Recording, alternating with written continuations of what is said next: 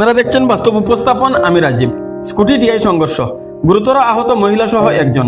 Scooty DI সংঘর্ষে গুরুতর আহত হলেন স্কুটি চালক সহ আরোহী মহিলা। দুর্ঘটনাটি সংঘটিত হয় শুক্রবার সন্ধ্যা 6টার দিকে 306 নম্বর শিলচর আইজল জাতীয় সড়কের পানিভরা বাজারে। শিলচরের দিক থেকে আসা AS11 EC 3495 নম্বরের দ্রুতগতির ডিআই গাড়িটি একই দিক থেকে আসা AS11T 2903 নম্বরের স্কুটির পিছন দিকে সজোরে ধাক্কা মারে। দ্রুতগতির ডিআই গাড়ির ধাক্কায় কয়েক ফুট ছিটকে গিয়ে পড়েন স্কুটি চালক সহ আরোহী মহিলা।